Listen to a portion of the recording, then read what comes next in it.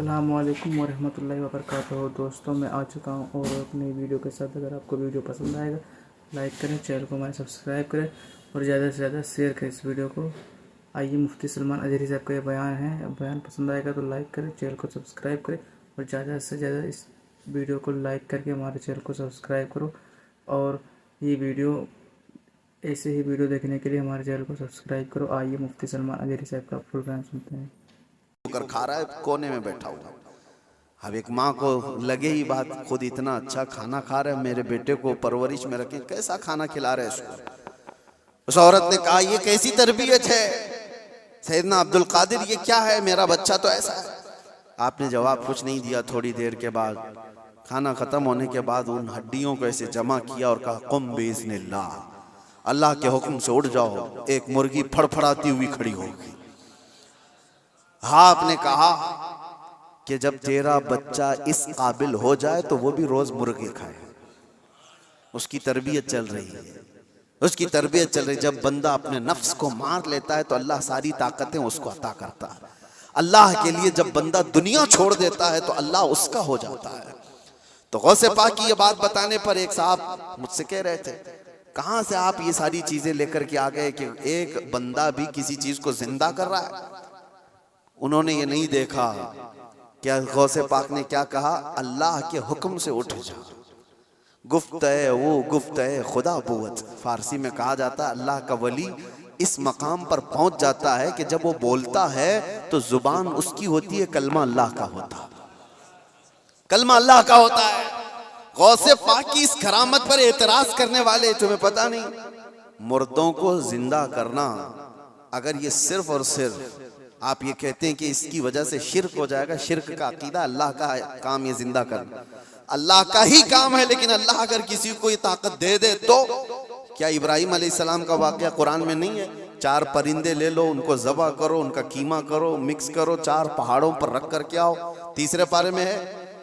اور ابراہیم علیہ السلام نے 4 پرندوں کو ذبح کیا، ان کا قیمہ کیا اور الگ الگ پہاڑوں پر رکھ کر آئے، اور پھر اللہ نے فرمایا ہر پرندے کا نام لے کر بلاؤ، ثم ادعوہن یأتینک سعیا۔ قرآن میں پرندوں کو جب سے ابراہیم علیہ السلام نے پکارا وہ اڑتے ہوئے آئے اپنی اپنی منڈیوں کے ساتھ، اور ادھر جو گوشت تھا وہ پورا جسم بن گیا، اور سب کے سب اپنے اپنے منڈیوں سے جڑ گئے اور زندہ پرندہ ہو کر اڑ گئے۔ یہ واقعہ قرآن میں موجود ہے۔ صرف اتنا ہی نہیں میرے عزیزو، عیسیٰ علیہ السلام کے بارے میں قرآن کیا کہتا ہے کہ عیسیٰ علیہ السلام وَأُبْرِئُ الْأَكْمَحَ وَالْأَبْرَصَ وَأُحْيِي الْمَوْتَى بِإِذْنِ اللَّهِ، جو سفید داغ والا ہوتا تھا، کوڑ کی بیماری والا ہوتا تھا، عیسیٰ علیہ السلام ہاتھ رکھتے تو صحیح ہو جاتا تھا، اور کبھی مرے ہوئے آدمی کو ٹھوکر مارتے تو زندہ کھڑا ہو جاتا تھا، مٹی کے پرندے بناتے پھونک مارتے وہ اڑنے لگ جاتے تھے۔ یہ ادھر ادھر کی کتابوں کی بات نہیں کر رہا ہوں، قرآن کی بات کر رہا ہوں، قرآن میں موجود ہے۔ اللہ کے نبیوں کو اللہ نے یہ طاقت عطا کی تھی۔ میرے عزیزو، غوث پاک رضی اللہ تعالیٰ عنہ کی اس کرامت پر اعتراض کرنے والے وہ صرف ظاہر کو دیکھتے ہیں۔ غوث پاک امت مصطفیٰ کے ولی کامل ہیں، رسول اللہ کی امت کے وہ اولیاء کے سردار ہیں۔ اللہ نے ان کو وہ طاقت عطا فرمائی تھی کہ جب وہ کسی چیز کو ہاتھ لگا دیتے تو اللہ ان کی اس چیز کو پوری فرما دیتا تھا۔ اب آپ کو چند کرامتوں کے بعد یہ بھی میں بتا دوں، ایک بار غوث پاک رضی اللہ تعالیٰ عنہ بیان کر رہے تھے اور ایک چیل اڑتی ہوئی آئی اوپر سے، بہت چین چین چین آواز کر رہی تھی، تو مجمع میں ادھر سے ادھر لوگ دیکھنے لگ گئے۔ ڈسٹرب ہو جاتا نا، یہاں ہوتا ہے ابھی تھوڑی سی آواز ادھر آ جائے تو سب کی گردنیں ادھر ہو جائیں گی، اور غوث پاک کے مجمع میں یہ بے ادبی ہے۔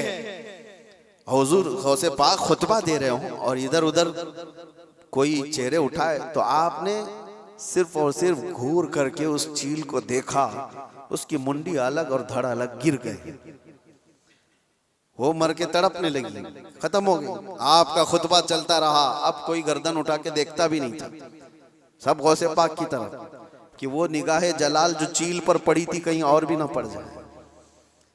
سب کا انہماک توجہ کے بعد جب غوث پاک کا خطبہ ختم ہوا تو ایسا نہیں کہ آپ اس چیل کے پاس گئے، اس کے منہ کو اٹھایا، اس کے دھڑ سے لگایا، کہا قم باذن اللہ، اللہ کے حکم سے اڑ جا۔ وہ چیل پھر سے زندہ اڑتی چلی گئی۔ یہ کرامات کے باب میں ہے. یہ کرامات اس کو کیا کہتے ہیں؟ کرامت معجزے کا پرتو ہے. اللہ کے ولی کے ہاتھ سے ایسا کام جو عام آدمی نہیں کر سکتا, اور یہ خصوصی طاقت اللہ تعالیٰ نے اپنے بندوں میں ان اولیاء کو دی ہے جو متقی اور پرہیزگار ہوتے. اب میں آپ کو بتاتا ہوں, وقت کم ہے. یہ کہتے ہیں کہانیاں ہیں, یہ لوگوں کی بنائی ہوئی داستانیں ہیں. میرے عزیزو, تم کو ماننا اور نہ ماننا یہ ہمارے لیے ضروری نہیں, اور نہ ہی ہم کسی کو منوانے جا رہے ہیں. بات اتنی ہے کہ حضرت سلیمان علیہ السلام کے دربار میں بھی یہ بات ہوئی تھی کہ سلیمان علیہ السلام کے دربار میں سارے پرندے حاضر تھے, ایک پرندہ نہیں آیا تھا, ہدہد لیٹ سے آیا. سلیمان علیہ السلام جلال میں کہا اس کو میں سزا دے دوں گا. بہت دیر کے بعد آیا, پوچھا کہ تیرا عذر بتا, کیوں تو تاخیر سے آیا. یہ بھی قرآن کی بات کر رہا ہوں, 19ویں پارے میں اٹھا کر کے آپ پڑھ لینا اس کو. اس نے کہا اے اللہ کے نبی, میں اڑتے اڑتے ایک ایسی جگہ پر چلا گیا تھا جہاں دیکھا لوگ شرک کر رہے ہیں, سجدہ کر رہے ہیں ایک عورت کو, سجدہ کرتے ہیں سورج کو, اور ایک عورت ان کی حاکم ہے. عورت ان کے اوپر حکومت کر رہی ہے جس کا نام سبا بلقیس ہے. سلیمان علیہ السلام نے کہا اچھا ایسا ہے, تو جا کر کے اب سلیمان علیہ السلام نے کہا میرا خط دے دو, اللہ کی بارگاہ میں وہ سربسجود ہو جائے, شرک کو چھوڑے اور وہ ایمان لائے. خط لے جا کر کے دیا گیا. کون؟ پرندہ ہی. وہ عورت ماننے سے انکار کر دی, جو بھی معاملہ ہے, اور وہ لڑنا چاہتی تھی, اپنی فوج لے کر کے سلیمان علیہ السلام کے پاس آنا چاہتی تھی. فوج لے کر وہ نکلی, لیکن اس کے ساتھ ایک معاملہ تھا. وہ جس تخت پر بیٹھتی تھی وہ دنیا کا سب سے مہنگا تخت تھا. ایسا تخت تھا کہ سونے اور چاندی سے جڑا ہوا, ہیرے قیمتی اس پہ لگے ہوئے, اور اس تخت کی حفاظت کے لیے 7 دروازے بنے ہوئے تھے. ہر دروازے پر سنتری پہرے دار کھڑے. سلیمان علیہ السلام کو یہ بات ہدہد نے بتائی, لیکن یہ تو ذکر قرآن میں اس کا نہیں ہے. لیکن سلیمان علیہ السلام کو یہ معلوم تھا کہ اس کا تخت ہے. وہ غیب کی جاننے والے کو ہی نبی کہا جاتا. آپ نے صرف اپنے مجمع میں اتنا کہا. سنا ہے بلقیس اپنے ہاں سے نکل. بلقیس کہاں رہتی تھی؟ یمن میں. سلیمان علیہ السلام کہاں رہتے تھے؟ فلسطین میں. آپ ڈسٹینس آج کے زمانے میں بھی ناپ کے دیکھ لینا کتنے کلومیٹر کا ہے. یمن کہاں ہے اور فلسطین کہاں ہے. سلیمان علیہ السلام نے اپنے مجمع میں صرف اتنا کہا, کوئی ہے جو بلقیس کے آنے سے پہلے وہ تخت میرے پاس لے کر آ جائے. جو تخت حفاظت میں ہے, 80 گز لمبا, 40 گز چوڑا. چھوٹا موٹا نہیں, 80 گز لمبا, 40 گز چوڑا, اور اتنا ہی موٹا. تو سلیمان علیہ السلام نے جب یہ کہا تو کس نے جواب دیا سب سے پہلے؟ وہ بھی قرآن میں, قال عفریت من الجن انا آتیک بہ قبل ان تقوم من مقامک. ایک جن کھڑا ہوا. جنات جو موکل حاضر کرنے کے لیے بابا لوگ چلے کر رہے ہیں, ان کو بھی بیان کر رہا ہوں میں. کچھ لوگ یہ سمجھتے ہیں جنات مل جانا چاہیے ہاتھ میں, وہ کر دوں گا, یہ کر دوں گا. جنات ہاتھ میں آ گئے تو پوری بینک لوٹ لوں گا, جن کو لگا دوں گا, تھیلے بھر بھر کے پیسے لا کر دے دے گا. جن کی حیثیت کیا ہے تمہیں پتہ بھی نہیں, کسی دن اٹھا کے تم کو ہی پٹک دے گا. جن کیا کہتا ہے قرآن میں ہے, اے اللہ کے نبی میں لا کے دوں گا, وہ تخت میں لا کر کے دوں گا. کب تک؟ آپ کی یہ مجلس ختم ہونے سے پہلے. ابھی اگر مجمع میں کوئی مجھ سے کہہ دے کہ حضرت جمعہ کا بیان ہونے سے پہلے میں ایک کام کر دوں گا, تو آپ کو سمجھ میں آ جائے گا کتنا ٹائم ہے. بس 4-5 منٹ کی بات ہوگی. اس جن نے کہا, اچھا یہ سننے کے بعد آپ کو بھی لگ رہا ہوگا جن نے کہا ہے تو ٹھیک ہے, لا کے دے سکتا ہے. جنات کی طاقت سب کے دماغوں میں بیٹھی ہوئی ہے. جن تو مطلب جن ہے, یہاں سے اڑا ادھر پہنچا, ادھر سے اڑا ادھر پہنچا, یہی دماغ میں ہے نا. کچھ بھی کر سکتا ہے جن, یہ سب کے دماغ میں ہے. لیکن سلیمان علیہ السلام نے اس جن سے کہا نہیں, اس سے بھی جلدی کوئی لا سکتا ہے. دوسرا جن نہیں کھڑا ہوا. کیا اس جن کو اتنی طاقت نہیں ہے, میں لا سکتا ہوں. دوسرا جن نہیں کھڑا ہوا. قرآن کہتا ہے قال الذی عنده علم من الکتاب, کتاب کا علم جس کے پاس تھا, اللہ کا ایک ولی کھڑا ہوا سلیمان علیہ السلام کی امت میں. وہ کہتا ہے اللہ کا ولی جن کا نام آصف بن برقیہ بتایا جاتا ہے. انہوں نے کہا انا آتیک بہ قبل ان یرتد الیک طرفک, اے اللہ کے نبی میں وہ تخت لاؤں گا. کتنی دیر میں؟ کہا کہ آپ کی پلک جھپکنے سے پہلے. اور پھر قرآن کہتا ہے فَلَمَّا رَآهُ مُسْتَقِرًّا عِنْدَهُ، سلیمان علیہ السلام کی بات کمپلیٹ بھی نہیں ہوئی تھی، آپ نے پلٹ کر دیکھا تو وہ تخت وہاں حاضر تھا۔ کون لایا؟ سلیمان علیہ السلام خود نبی ہیں، ان کا پاور اپنی جگہ پر، لیکن لانے والا نبی نہیں تھا، وہ اس امت کا ولی تھا۔ کس امت کا؟ بنی اسرائیل میں ہے۔ سلیمان علیہ السلام بنی اسرائیل کے نبی ہیں۔ بنی اسرائیل کے ایک امتی ولی نے وہ تخت پلک جھپکنے سے پہلے حاضر کر دیا۔ 1000 کلومیٹر سے بھی زیادہ کا ڈسٹینس ہے یمن اور فلسطین میں، زیادہ ہے، اس سے زیادہ ہے، اور تخت پلک جھپکنے سے پہلے لا کر حاضر کر دیا۔ اور قرآن کی آیتیں پڑھو، انہوں نے یہ نہیں کہا میرے بازو کی طاقت ہے، میری قوت ہے، میں اتنا پاورفل ہوں، بلکہ تخت حاضر کر کے اس کے بعد سلیمان علیہ السلام نے کیا کہا؟ ھذا من فضل ربی، یہ میرے رب کا فضل ہے، یہ میرے رب کا فضل ہے۔ اب توجہ چاہتا ہوں، سلیمان علیہ السلام کے امتی، بنی اسرائیل کے ولی، ان کو یہ طاقت ہے، ان کو یہ طاقت ہے کہ وہ یمن سے فلسطین میں پلک جھپکنے سے پہلے تخت لا سکتے ہیں۔ تو بہرحال سلیمان علیہ السلام سے کئی درجے افضل محمد الرسول اللہ ہیں، بنی اسرائیل سے کئی درجے افضل امت محمدیہ ہے۔ بنی اسرائیل کے ولی کا مقام جہاں تک نہیں ہے، اس سے کئی درجے افضل رسول اللہ کی امت کے ولی کا مقام ہے۔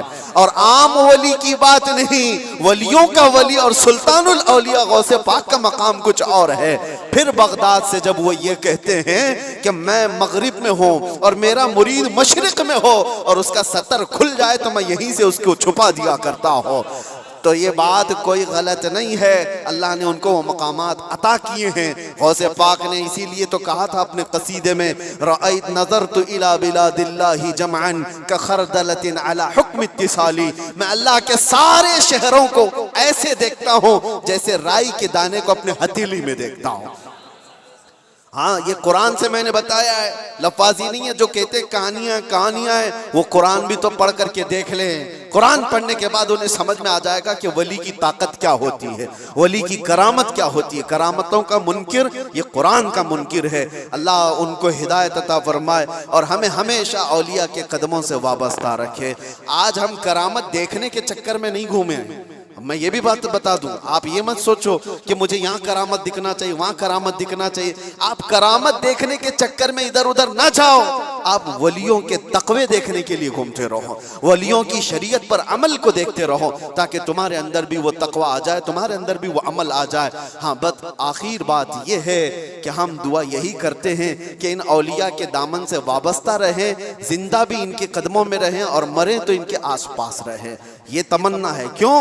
اس لیے کہ پتہ ہے ہم بیٹھے ہوئے ہیں، کسی جگہ گئے ہیں، کہا مفتی صاحب آئے ہیں، بھیڑ بھاڑ بہت تھی اور لوگ لا کر کے گرمی کی وجہ سے پنکھا لگا دیے، پنکھا چل رہا ہے، ہوا تیز آ رہی ہے۔ کس کے لیے لگایا؟ ہمارے لیے لگایا، لیکن آس پاس بیٹھے ہوئے سب ہوا کھا رہے ہیں۔ ان کے لیے لایا نہیں گیا تھا پنکھا، ہمارے لیے لایا گیا تھا، لیکن پنکھا ایسا نہیں ہے کہ ایک ہی جگہ پھینک رہا ہے ہوا، بلکہ آس پاس جو بیٹھے ہوئے ہیں وہ بھی گرمی سے جو بے حال تھے اب باحال ہو گئے، ان کو بھی ہوائیں مل رہی ہیں۔ یہی بات ہے اولیاء کے آستانوں کے پاس جانے سے اللہ کی رحمت۔ تو دوستو، اگر آپ سلمان الحری صاحب کا بیان پسند آیا ہے تو لائک کریں، چینل کو سبسکرائب کریں اور زیادہ سے زیادہ شیئر کریں، کیونکہ ہمارا چینل انفریج ہو گیا ہے دوستو، اسے فریج انفریج کرنا ہے دوستو، زیادہ سے زیادہ شیئر کریں۔ ملتے ہیں کوئی نیکسٹ ویڈیو میں، تب تک کے لیے سبسکرائب کرو۔ السلام علیکم ورحمۃ اللہ وبرکاتہ۔